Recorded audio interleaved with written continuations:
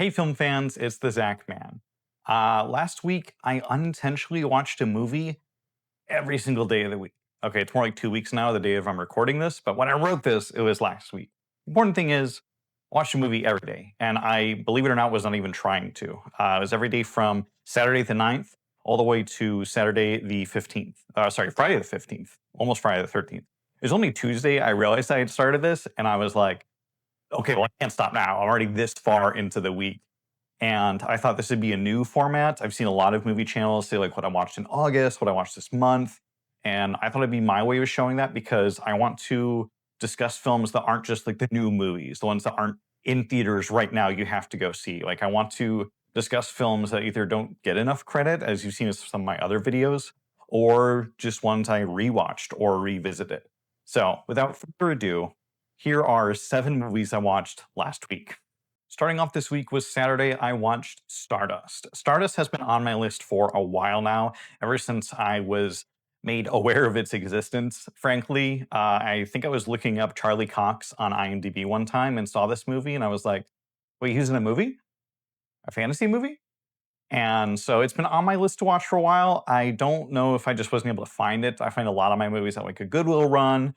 I guess I could have sat down and looked up on Amazon, and that's what my girlfriend did, and how we ended up watching it. And I'm so glad she did because I really like this movie. I think it was an absolute blast from start to finish. You can very clearly tell it was based on a book.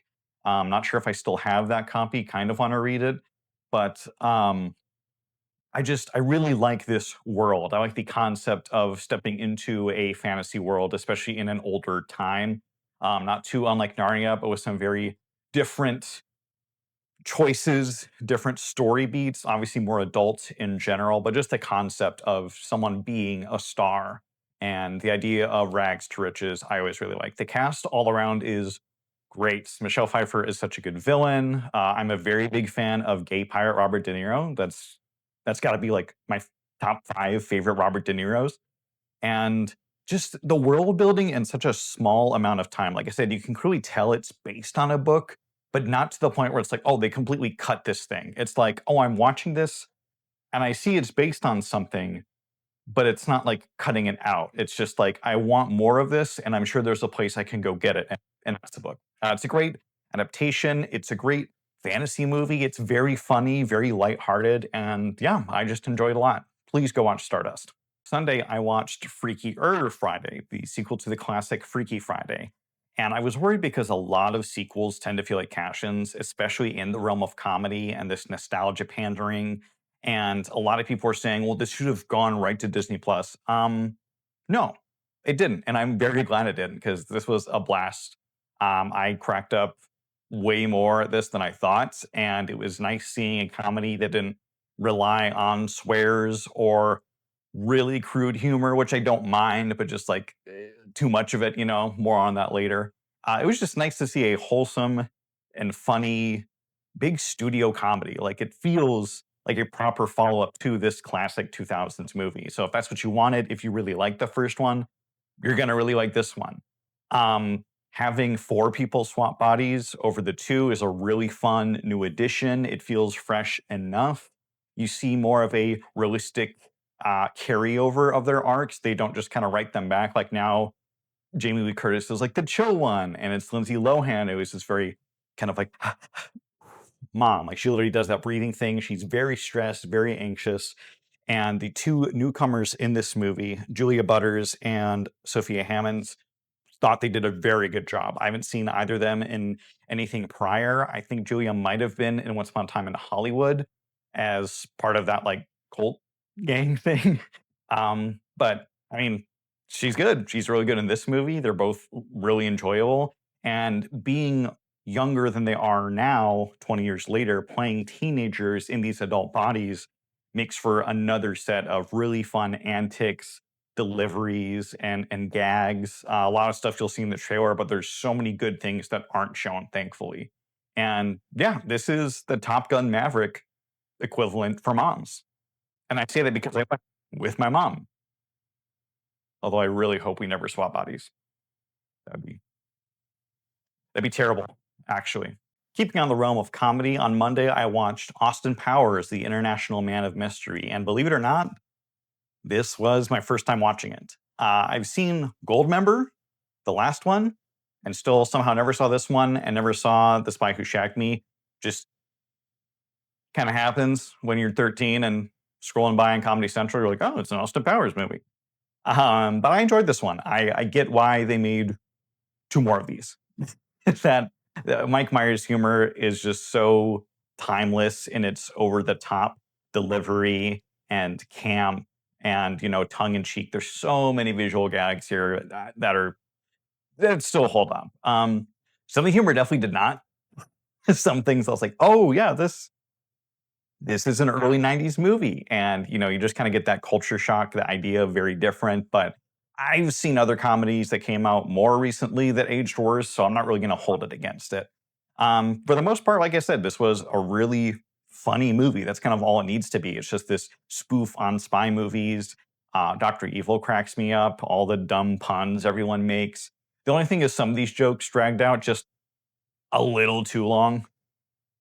Like, even for my taste, I get that as the punchline sometimes. I get that it's like, oh, this is going on too long.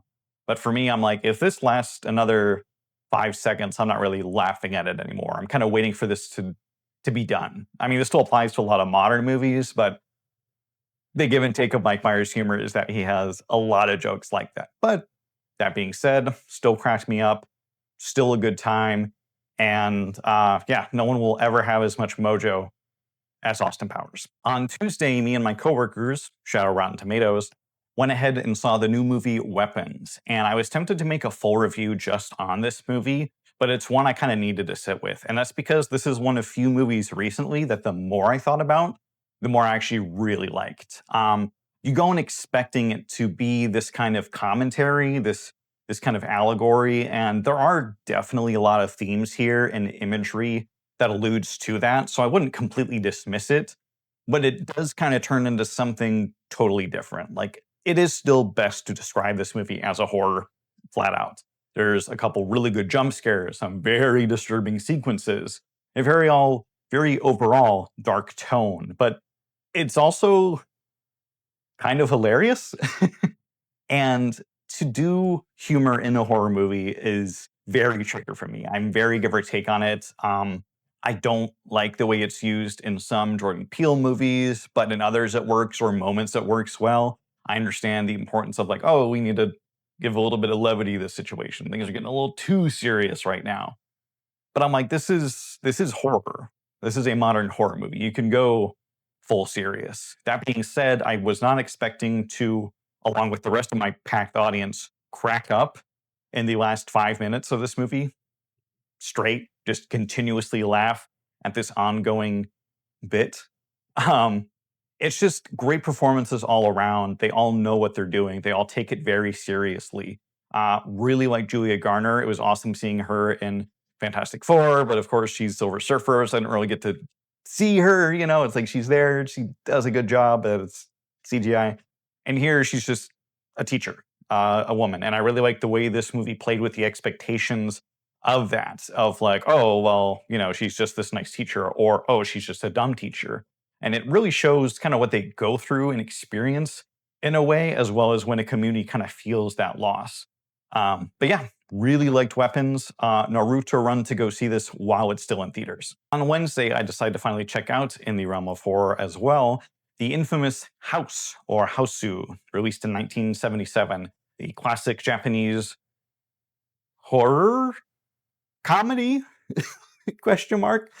I'd heard so much about this movie. Like, it's on a lot of people's like must-watch lists, a lot of people's favorites I see on Letterboxd, and it's in the Criterion Collection. So when I finally sat down to watch it, I was like, oh, this must be a fantastic movie. Like, I'm prepared to have my mind blown by this, and I did not care for it. I Some of the longest 80 minutes in my entire life. I understand this might be a cultural and style difference, but I kind of don't care about anything that happens in the movie. Like, it opens with a very sincere, very gorgeous, very well shot sequence of this grieving schoolgirl whose father is finally moving on and saying like, "Oh, like this is going to be your new mom. Like I found love again." And I'm like, "Okay, cool." There's a lot of that influence in movies going forward. The idea of the like, stepdad, stepmom, and that's kind of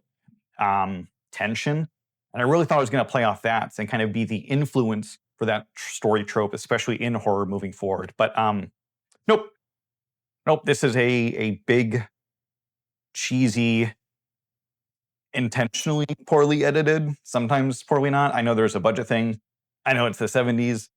I don't know. I guess I went in with very different expectations. And I feel like if someone had said, "Oh, this movie is funnier than you think and it's supposed to be," yeah, it probably would be. But after seeing, the 4.0 on Letterboxd and all this high praise, I was like, "Oh, this must be like the Exorcist, like answer, but over in Japan." Like at the same time, these two very different countries in the world were doing something new with horror, which still can be said, but I don't know, man. Not my thing. Did not like House. After Stardust on Saturday, Thursday, it was my turn to pick the movie for movie night for me and my girlfriend. And of course, I picked Napoleon Dynamite. Um, what hasn't been said about this movie at this point? This is a classic in my book. This was one of those really big movies for me growing up that wasn't animated. Like everyone was talking about it at school. The Vote for Pedro shirts were everywhere. I still see people dress up as Napoleon and Pedro. Um, I adore this movie. I Look at me. I look like someone who would love Napoleon Dynamite, and for good reason. It's still so funny. It's still so awkward, and I crack up at these sequences even before they're coming. I couldn't help but laugh when they tried the time machine. I couldn't help but laugh knowing that the fantastic dance sequence was coming up at the end, and yeah, it really doesn't age. I will always love Napoleon Dynamite, and I'm very glad I got to show my girlfriend because I would not seen it by now, honestly. Like, anyways, I love this movie. Rewatch it. Rewatch it right now. Finally, I ended the 7-day week with kind of a mixed bag. Long story short, I tried one movie, did not like it, turned on another, and really liked that one. And the first movie was Fixed. It's that new 2D drawn animated movie on Netflix right now about a dog who's going to get, you know, for some godforsaken part of my brain, I was like, this might actually be decent. This might actually be good. I want to support 2D animation. I love Gennady Tarkovsky. I grew up on Samurai Jack and Dexter's Lab. So this should be good, right? Right? No, no, it was actually a crime. It was actually a heinous movie watching experience I do not wish upon my worst enemy. This is one of those comedies where it has the script of a children's movie, but with sex jokes and F bombs every 5 seconds. So that's what constitutes it as adult. It is a one trick pony. If that's your kind of humor, no judgment. Okay, maybe a little bit. I don't know, man. If I was still in high school, I would be making people watch this movie with me. But that's kind of the thing is I'm no longer in high school, and I realized I have free will. So about an hour in, I was like, this is not good. I don't like this actually. But the night did not end on a sour note, dear viewer, so neither will this video because I elected to watch the other Sony animation movie that's huge right now on Netflix. I think still number one after like 2 months of being on there. You'll see it all over the internet. K-pop Demon Hunters. This was a really good movie. From the start, I really liked how they're moving forward with the Spider-Verse style of animation, as we also saw in like Mitchell's versus the Machines, of this cool combination of, while it's clearly CGI, there's the 2D expressions or effects. And this movie really ramps it up with the very Eastern anime um, faces, eyes changing, emotions. And even when this movie is serious, which it does get very serious, um, there's still such raw emotion in them. Like they really do feel like actual people. And even in such a short runtime, you feel connected to these girls and their journey, and you root for them. The action is awesome. I kind of want like 5 different panes like framed. I would absolutely read a comic book of this. I'm sure that the Art of book is going to go crazy. Would be a great gift to myself or someone.